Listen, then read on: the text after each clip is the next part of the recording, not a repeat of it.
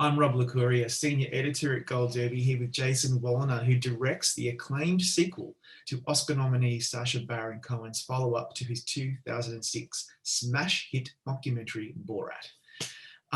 Jason, you've said in the past that this is the kind of film where everything could have gone horribly wrong, and thankfully it didn't. But it all hinges on perfectly timed and meticulously planned setups and support. So how did you cope under such enormous pressure? Oh, that's a great question. Yeah, I think I just tried to approach it in a very pragmatic way.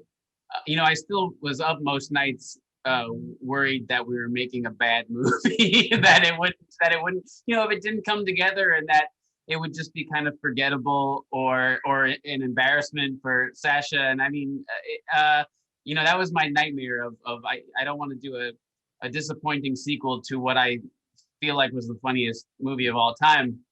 And so, there are a lot, and there are a lot of near misses and close calls. But at a certain point, I really was determined not to. I kind of decided, look, I can't keep worrying about this big picture, and really just had to focus in on the decisions kind of the day, of the scene, and kind of do my best and attack things as they came. But try not to get overwhelmed by the kind of enormity of the task or the expectations I felt like the movie would be up against when it came out. So really it just became about, okay, well, here's where we are. We were kind of running around all of America, and here's where we are, and here's what we're here to do, and here's how we make it happen. And knowing that, the editing would be very tight, much tighter than his previous movies, but at the same time, we always shot with the plan of, if something didn't work, we would do it again, we would change tack. And a few scenes we shot a few times, not as much as we had hoped. They had said in a lot of the earlier films, Borat and Bruno, he had done scenes to almost everything 2 or 3 times and kind of was able to pick the best one. And it became pretty clear that wasn't going to be an option for us, because we were working under such a tight timeline and COVID restrictions. So there was still a little bit of that. There were a few scenes that we were able to do with a few different people, and this didn't work, but here's how we adjust and try to make it work. It was still much tighter than we expected going in, but I just had to say, here's what we're doing today, and here's how we do it, and not worry too much beyond that. I think that's probably the healthy way to do it. I'm just getting anxiety just thinking about the amount of planning and just how you had to set things up. In fact, I think a lot of people watching this interview might be wondering, given your experience in comedy, narrative comedy, this is different. I mean, it's a mockumentary, but it is different in terms of the way you're practically probably setting up some of these sequences. Can you talk us through what your role as director actually is? Are you off-site most of the time? Are you in the room? How does it work? Most of the time, I was probably just around a corner or in the next room over, or when the room was too small for me to be in, like a barber shop, I was in a car right outside. The reason I wasn't in the room for most of these scenes is, it's a very delicate environment we're creating. And if I was standing there in the room and things are getting a little bit strange, a person's instinct is to look at the directors, to look at me, be like, what's going on? I would always come out when I needed to kind of intervene, bring things back down to earth, if someone got suspicious or if things got too crazy, to kind of come and reset the reality.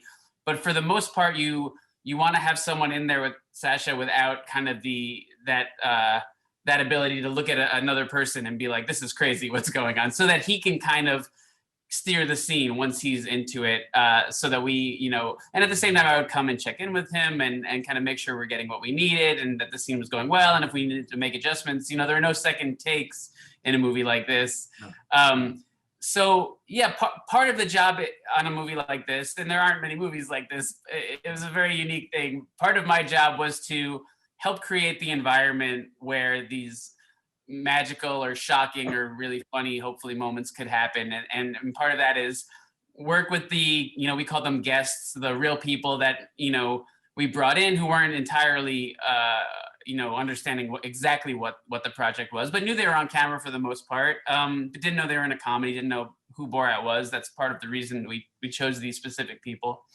And kind of set that up and make sure everything is working, communicate with Sacha and Maria Bakalova, who played Tutar, his daughter, and talk to them, throughout in subtle ways, because we couldn't redo anything, but kind of steer the actual scene and the reality of it, and make sure we were getting what we needed for the scene. Yeah. And so that was kind of on the day my job in those environments. Otherwise, yeah, it was kind of overseeing the planning of the more ambitious things, like how do we infiltrate this gun rally and make it so that Sacha can sing a song on stage in a way that seems seamless to these real guys that he had just spent days and days in a house with. And, that all played exactly as you see it in the movie, as we were in the house and we go straight to the rally. And that was in COVID time. So all the planning had to be done over Zoom. No one was in person, and it was all, kind of being figured out in a very quick way. Or when we went to this political organization conference, CPAC, Yeah. Figuring out how do we get 12 cameras inside without anyone noticing that we're a camera crew, and how do we make sure we have angles on where Sasha's going to be, where Mike Pence is going to be, great reaction shots, because a scene like that is all about reactions, outrage or, those kind of things. So a lot of it was these bigger planning, almost like akin to planning like a heist or something. It's just this very elaborate planning, weeks and weeks and months of planning goes into this stuff. And then the other kind of big thing as a director is a totally different skill set, which is keeping my head around the story of the movie and the emotional arcs of the movie, because they would change every day of kind of where the story would go. And we had these bigger ideas of how we wanted Borat and Tutar's relationship to progress, and when would they split up, and that kind of stuff. And a big part of my job was just kind of tracking everything we had shot and everything we were talking about, and making sure that it would make sense as a story, because in the other movies he's done in this style, he had 8 months to edit it, and I knew that once we were finished shooting, we'd have about 4 or 5 weeks before we had to give the movie over to Amazon. So there were creative storytelling kind of considerations, and then also in this there's a lot of practical how the heck do we do this kind of stuff considerations. Yeah, you're balancing, I mean, you're really on a tightrope here, balancing the meticulous planning of the setups and also the narrative arc that we follow. And that's what makes this film so compelling. Like, I could not have imagined the sequel to, I think that it actually matches, if not exceeds, what Borat originally did, particularly, not only because it's so funny, but particularly because it just exposes this brutally, this hideous underbelly of the divided political and social climate in America. Like, there's nothing quite like this. What are your thoughts on how the film really opens our eyes to what is actually lurking out there? That's when I first met with Sacha about it, that was something he was already talking about, was the reason he wanted to bring this character back was because of Trump, because of Trumpism and what it's done to America. And think about this is now 2 years ago, and now we're looking at it through the kind of backwards lens of the events of January 6th, the failed insurrection attempt, and everything seems so clear right now. But even then, he was just saying we need to show what America has become under Trump. And I wasn't convinced, and I'm not saying that this is what turned the election, of course. But we wanted to make an attempt, in our way, through making comedy, through making a movie, to, we knew we would have this ability to put something in front of millions and millions of people. And so part of the thinking was, if we could show this movie that the kind of the experience of watching it, the totality of that experience leaves you with a feeling that maybe is crystallized, that you couldn't quite explain before. But if you were somewhere on the fence, or if you were a Trump supporter, that maybe you could walk away thinking, oh, this is pretty dark, this is pretty ugly. If you were kind of a moderate Republican who wasn't necessarily in kind of that Trump cult, that you could watch this and get a sense of, oh, America is, not in a good place right now.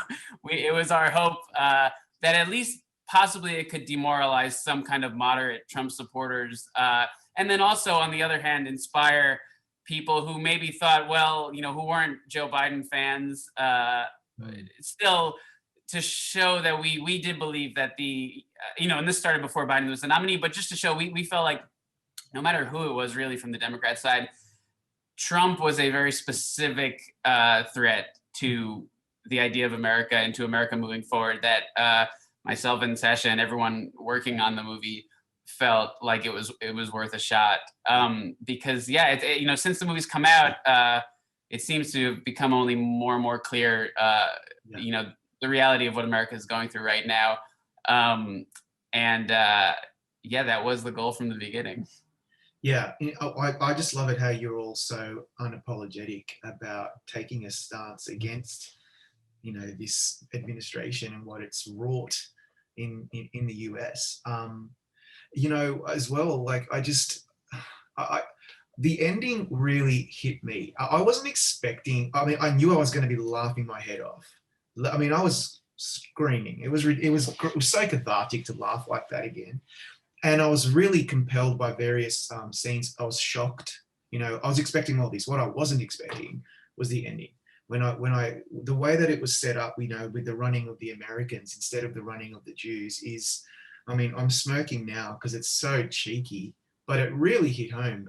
I mean, talk us through what your thoughts were on the ending. So that was actually a very last minute idea. We had finished shooting. Basically, we decided to finish the movie during COVID. We had to figure out how that would even be possible. There weren't really any productions going at the time, and basically the day after the industry agreed on safety protocols, we were into it and back on the road a few weeks later. We went straight from that to that rally in Washington. That was kind of made some news stories. People figured out it was Sacha, which we expected, and went straight to the Rudy Giuliani scene in New York, which we were planning at the same time. Yeah. And then the day after that, we went to Romania to film the quote unquote Kazakh scenes, which of course are not based on the real Kazakhstan at all, but film those kind of bookend scenes. And the original ending was going to be completely different. It was going to be a big dance sequence, and we had been rehearsing 100 dancers and had this whole idea. And then, one of the last days we were there, we were on a group chat with the writers and Sacha, and I believe it was Peter Bain, a very brilliant genius comedy writer, who kind of came up with the idea, what if we did a running of the American instead, and kind of that was kind of the punctuation at the end of the movie. And we loved this idea. We thought it was so perfect. We knew we wanted to reference the running of the Jew from the original, and we had it in different ways in the script, but this seemed like the most perfect way to do it. And really kind of as a kind of gut punch, kind of final thesis statement on what America has become. Yeah. And so, we had nothing planned. We had nothing for that. We had to, I think it was from that idea. We were shooting it, I believe, 6 days later. We contacted the artist who designed the heads from the original film, the Jew heads. We contacted the fabricator. He had, he'd only made 2 last time. He had to make 3. And last time it took 2 weeks. We had to do 3 heads in a week. We had to train some performers how to be in it. We had to paint. We were shooting that. The paint on the heads was still wet, quite literally, as we were filming that. and so we're filming it, and then finishing it a few weeks later, and then it was released 3 weeks after we delivered it to Amazon. But we were hoping with that final image, kind of serving both big ideas of the movie of this very kind of urgent satire about America in 2020, alongside this kind of surprisingly heartwarming story of Borat and his daughter and her journey and her empowerment and their relationship. And so you have on the on the right side of the frame, you have him kind of arm in arm with her, telling her she did a great job.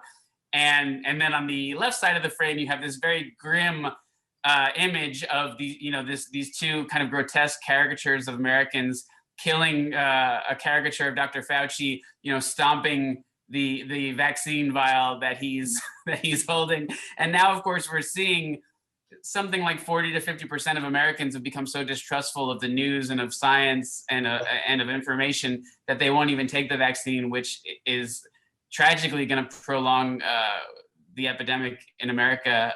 So it was a real urgent statement, alongside this hopefully heartwarming message. But those are kind of the dual ideas of this film right there on screen. It's just perfection, because like part of the joke of these two films is obviously the backwards nature of the fake Kazakhstani people, and to have those backwards people laughing at Americans is probably very confronting for any American watching it, and it was certainly confronting for me. You mentioned Maria Bakalova. Like, honestly, who would have ever thought that she would become the breakout star of 2020 in terms of films?